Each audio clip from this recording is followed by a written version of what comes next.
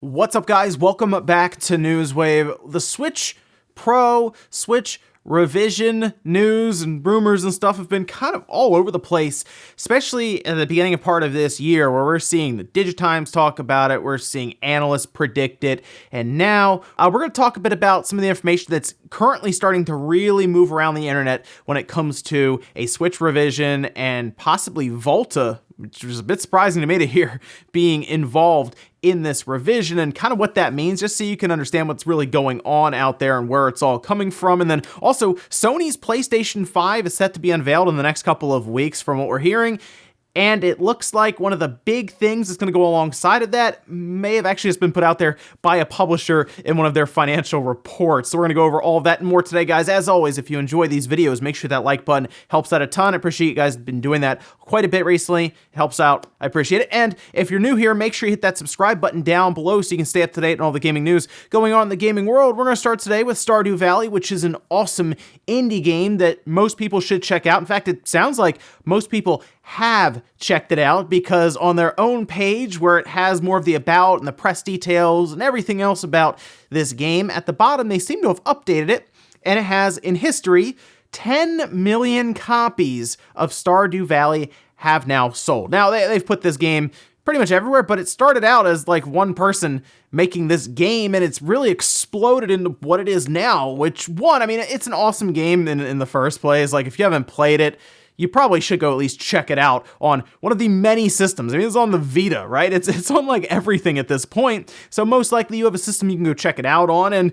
I think at this point, it's better than what we've seen with the Harvest Moon and Rune Factory. It's just a really good game overall. They continue to update it with all kinds of cool features, even like co-op. So surprisingly, it's sold 10 million copies. I don't think any indie developer, actually most AAA developers at times, don't even expect to sell 10 million copies of something. So hey, congratulations to the Stardew Valley team. Also, in a surprising twist, Alan Wake appears to be back. Well, Alan Wake, of course, was ripped down from the 360 or the Xbox marketplace, and I think it disappeared off Steam, and it's been all over the place, but it appears to have come back actually in December, and people just now started noticing it. But it was ripped down before, that something had to do with the soundtrack and the music, but now it's back and you can actually pick it up, and it is backwards compatible, so you can play it on your Xbox One, your Xbox One X, or if you just want to go back and boot up your 360, but most likely maybe you already have the disc for it anyway. But if you wanted to buy it, you can. It is there. It's odd that it just reappeared, and again, it kind of kicks up the thought and the rumors of a possible sequel, which is what people keep talking about now. Can we get an Alan Wake 2? Because it does sound like the original developers are at least interested in pursuing that. So hey, we'll see. But at least for now, if you missed the original, you can go back on the Xbox Marketplace and pick it up. Also, as we head towards what we assume to be a Nintendo Direct soonish, I don't know, we thought it'd be in January, and now we're getting, I mean, next week is the last week of January when they'd be able to do it. So if it's not next week, I guess we're rolling into February looking for one. But one game that a lot of people are hoping to hear a date for is Xenoblade Chronicles Definitive Edition, and it looks like several retailers are now starting to post a date for it. And sometimes I'll look at these and I'll say that feels like a placeholder date. This one doesn't necessarily feel like a placeholder date because it's not like the last day in a month. A lot of times we'll see like December 31st. Well, that's a placeholder date. No, we're seeing several retailers, like for example, this one here, posting it as a May 29th release. And you know what? I look at that and I say, that actually feels all right for that game. Now, of course, we're thinking mid 2020 at some point, we'll see it pop up and we'll be able to pick it up. But I think May 29th is a good time. I was hoping it'd come out either like a good bit before E3 or a good bit after, because this is a game that's going to take up quite a bit of my time. I'm going to be playing all the way back through it. I'm really looking forward to it, and I wanted to try to get through most of it. I say most of it because when you get even beyond like the main storyline, you start doing other stuff in the game, it racks up 100 hours pretty easily. I wanted to get through most of it before E3 season kicks in, because even without Sony, it's still going to be a crazy time of the year, and I think May 29th is a good day. But we'll look forward to the Nintendo Direct that we think is coming coming up, that should tell us really when, because we should get a release date at that time. And guys, some of the quick news out of the way, let's get into the bigger stuff. Let's start with this Switch revision that we've talked about before because we had analysts predict it. We had Digitimes come out with a report of Taiwan saying that something is happening with Nintendo suppliers and chips being pretty much produced and set up for some sort of new Switch for this year. And look, we've seen Nintendo do a ton of stuff with their handheld line. Is it weird to assume that Nintendo would do something similar like that with the Switch after seeing the Switch Lite get unveiled? Not necessarily. Like I said, we've seen what the new 3DS, that was pretty quick, actually. I don't say quick, but within reason for when it came out to when we got basically a system that you would need to play something like Minecraft. Like, Minecraft doesn't work on the regular 3DS. You need a new 3DS for that. That said, I think if there is a Switch revision, I think it'll still play all the same games, pretty much, just maybe a bit better, or maybe it actually becomes easier or more cost-effective to create, and then Nintendo just gets more money from it. Who knows? With Nintendo and Nvidia collaborating now, the Switch is not really a risk anymore because they use an off-the-shelf X1 probably because they weren't 100% sure on it, and that was the cheapest part they could get. It's not really risk anymore. It's shown explosive growth and massive success, so they can maybe get a little more involved with the chip and do some different things with it. But we are now seeing a report from what's actually more reliable than I originally had thought, because I had this sent to me by several people when it was first really showing up, which was about a week or so ago. And I thought about doing a rumor wave on it, but I was like, yeah, I'll kind of move past that. I don't know if it's going to really hit the news and people will really talk much about it, but it did after people started looking into the poster's history, and it seems like they've got quite a bit right. In fact, they're almost like right on with a lot of mobile chips, and well, the Tegra falls in line with mobile chips, so let's take a look at what they had to say. So this is over on Klein.net and had to be translated, saying, aside from the new Switch and improved process battery, the rumor is that Switch Pro is scheduled for the fourth quarter of this year. The difference with previous rumors is that Nintendo will not adopt an additional clocked up version of Tegra X1 Plus, which would be the Mariko current chipset that is in the Switch. Nintendo's partner sources say that there is a custom processor that Nintendo is currently working with Nvidia, but Taiwan's information says it's not yet time to start mass production. In other words, it may be difficult to release in the fourth quarter of this year, and unlike rumors, 4K support or such a big performance industry should not be expected, so performance boost. However, there are rumors that the GPU of a custom processor that is currently working together will be upgraded to Volta based on news from the US. So there's a lot of information going on right here, but it appears that this person has heard that there is something custom going on between Nintendo and Nvidia, and several different outlets started reporting on this post. And looking at it, you see Volta get brought into the equation. Now, I will say this. It almost appears that this poster is kind of considering the idea of Volta. From what they are hearing, that would be really placing the Switch in a 12 nanometer fabrication process from the 20 nanometer that the X1 is currently sitting at. And I, like many other people, are surprised to hear that it still 20 nanometers what they're using now, but a move to 12 would do quite a few things. It would make the chip more efficient, which could possibly produce a more powerful chip, right? That's the biggest thing people are asking now, or it could actually go in the direction of just making the battery last longer. It could actually bring the heat down. They could do a lot of things outside of just pushing the Switch really, really hard so that it can push out better visuals, better performance, things like that. The part here that confused me, and I think several other people as well, is that moving to Volta is strange because Nvidia has not really done that yet outside of their Xavier line, and the Xavier line was designed pretty much for cars. Like, self-driving cars is where they are sitting right now, and it works out for those chips because they make them actually fairly large for being a mobile chip, and they still run much higher in terms of wattage than what the Switch is sitting at. I mean, Xavier was like minimum 20 watts, and recently they have pulled that down with the introduction of the Xavier NX. Yeah, the Xavier NX. Isn't that kind of funny? It's almost like Nvidia looked at Nintendo's NX code name and they're like, hey, that would work. Let's attach it to Xavier. Well, now there's actually the Jetson Xavier NX that was introduced in November, so just a few months ago, that is down to 10 watts with a certain profile, and it does actually introduce quite a bit that the Switch would benefit from, whether it's more CUDA cores up to 384, and then double the memory bandwidth, which the Switch at times could really use. So, hearing Volta, strange, yes. When you see this post, immediately that jumps off the page, and that's what a lot of people were kind of talking about here, but I don't think it would be anything we've seen yet. And that is if that even hits, considering they're apparently not even asking mass production. I just question the performance boost and it actually being a big time push, or if Nintendo is going to wait alongside Nvidia, work together for a custom chip into the next generation and really push then. But I will say it does sound like Nintendo and Nvidia are working on something.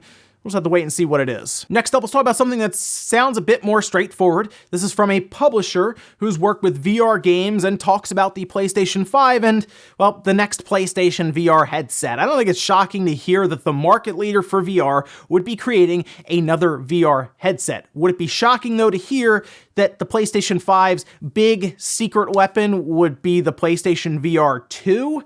Because if it's going to launch alongside of it, it does make you think, oh, maybe the PS5 is kind of designed more in line with using a VR headset than the PS4 was, which the PS4 was definitely not designed with VR in mind, even the PS4 Pro, considering how much you need to hook that thing up to your PlayStation 4. You need like a full box and all kinds of stuff, cables everywhere. But what if it was simpler? What if the system was designed to use that VR headset? Well, Immersive VR Education decided to put in their financial report a certain passage about the PlayStation 5. In 2020, Sony will release PlayStation 5 and a new version of the PlayStation VR headset, which will further expand the high-end VR user base. The group intends to support this device with its current software package. And that's from Immersive VR Education, who did Apollo 11 VR and Titanic VR, all reported by Tech briefly, and I do wonder if they were supposed to put that in their financial report, because that is very straightforward, that there would be another VR headset from Sony, which we assume would be the PlayStation VR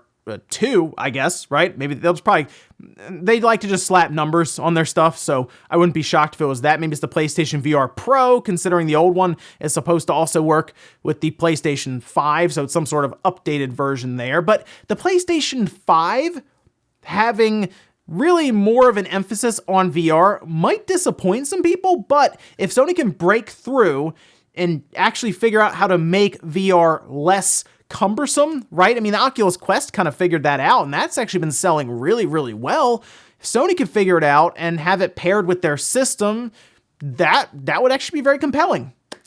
But would they do that? That's the question, because if their reveal event comes up and they show off some pretty cool games and they say, oh yeah, the next big thing we're going to launch alongside of it is this VR headset, will that immediately turn you off? Because I've seen a lot of people say, I don't really care about VR. It's not really something I'm interested in. Even Microsoft kind of made that claim. And you know what? A lot of people, some people disagree with Phil Spencer when he said that, but then kind of people came back to it and said, you know what, I don't really have a VR headset, so maybe he's right about that. Next up, let's talk about Hideo Kojima and his plans going forward and what seems to be a rumored horror IP at Sony. All this might be kind of linking together going into this PlayStation 5 event, as Kojima himself said that he's watching movies to get ready to create a horror game. Now, actually with Famitsu, Hideo Kojima himself talked about how he has several projects kind of coming up, and one of them is a big game project. And we've seen, of course, the relationship between Hideo Kojima and Sony. So now a lot of people are wondering if this supposed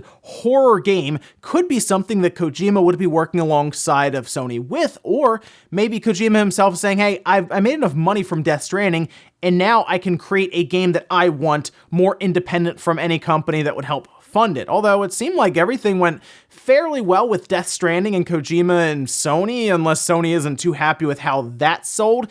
But I think a lot of people would like to see Kojima tackle that horror element again. Death Stranding had some to it, right, with the BTs and kind of when you're walking around them and trying to sneak around them and all that. And there were some horror elements to the game and the storyline itself, but just go full on Silent Hill horror would be awesome. And if it's kind of a first party game through Sony with Kojima and Kojima Productions creating it, like pretty much taking advantage of the PS5, that would be amazing. Now, it does sound like he's working with a ton of different things, says he wants to still do film, even talked about doing a manga. Like, he's all over the place right now, so I do question how much he's really trying to do all at once, but he did specifically name a big game when he's talking with Famitsu that he's kind of working on and it's coming up. So we'll see if we have Kojima kind of pop up at this PlayStation 5 event, but it's certainly something to keep an eye on. And in our last bit of news, let's talk about PowerA and Animal Crossing. Animal Crossing, of course, coming up towards the end of March on March 20th, and I was expecting a custom system from Nintendo, all kinds of accessories, some of which we are already seeing, right? We've seen like the cases and a few other things that you can get for your Switch and your Switch Lite. Well, now we are seeing some controllers, so Animal Crossing fans can look forward to controllers, but it is from a third party, and that's PowerA. We've talked about these controllers. You can see them here. They're themed out, one with, of course, Tom Nook, and then the other one with KK Slider, and we've talked about these PowerA controllers are the ones with kind of the macro buttons on the back. They go for $49.99. They're looking to release in March, so March 10th, 2020 is when they're going to release on Amazon at $50, and you know what? I look at this and something keeps crossing my mind right now with Nintendo. They haven't really done a lot of custom stuff recently. Like the last color combination for the Joy-Cons, I guess we saw around Halloween time, right? And that was the orange and the purple. But when was the last time we really saw a customized Pro controller? I feel like Animal Crossing was going to come up and we would see a Switch Lite, we would see a Switch Pro controller decked out, we'd see all kinds of accessories with Animal Crossing stuff, all first party, by the way, everywhere. Like, I figured I'd walk down like the aisle to pick up the game and there'd be cases and accessories all over the place with Animal Crossing themes on it. But really, it seems like PowerA and like some other companies are all kind of coming together. Like Hori's doing some stuff. Not really Nintendo though. That's strange. We haven't even heard about a Switch Lite. Like, that seems like easy money, doesn't it? Switch Lite that's Animal Crossing themed. They wouldn't even put the game with the thing and they'd still sell a ton of them. It's strange to me to see this, so I'm hoping that's another reveal that Nintendo has is some sort of Pro controller or Switch Lite for Animal Crossing, because they really should be taking more advantage of their systems and their IPs and making special editions. And we'll finish up with the comment of the day, as you're seeing here. This is from Carl, saying, Steam does refunds just fine with games. You can even play the game for an hour and still return it. Nintendo is just being Nintendo. That's the other part about this, is if you look around Nintendo and what they're doing with some of these pre-order refunds that they're not doing, Steam and Microsoft are actually very good about refunds. I've seen some people play like 8 hours of a game on their Xbox and then they return it for full, like they got all their money back. It's weird. Like Microsoft will just like bend over backwards for customers at times to make sure that they get refunds, and Steam has an automatic option. I think it's less than 2 hours and you can get your money back after the games come out. Like before we're not even talking about pre-ordering, we're talking about like the game's already out, you've bought it, you've played it for an hour, you don't like it, you can still get your money back. So that's one of the other things with Nintendo, is you look around them. Sony, on the other hand, though, is also not great with their refunds. You have to call them and go through quite a bit of grief just to get money back for a game that maybe you haven't even played yet. I've seen that as well. So Microsoft and Steam and Valve seem to be very, very good with their refund policy, whereas Sony isn't as good, and Nintendo's outright going to court to fight against it. So it is an interesting contrast between all the different companies when it comes to these refunds. I hope eventually we get to a point where it's just straightforward across the board. It's like, look, you can get your money back for a pre-order. It's digital. Okay, sure. We'll pull the game off of there and you get it back. And honestly, that would be, I think, the best for everyone at this point, right? Consumer rights is probably what we should all be hoping for anyway. So yeah, I would like to get a refund for the pre-order. I would like to get a refund if the game's just terrible, because I've seen that eShop.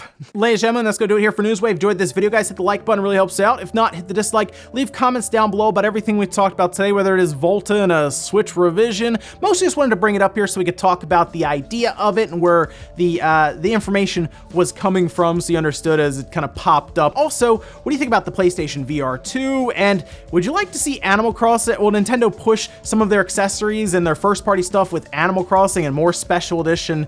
Pretty much everything. It is odd that we're not seeing as much, but maybe we will. Thanks guys for watching. Have a great weekend. I'll see you back here Monday morning, 8 a.m. Eastern time for Newswave.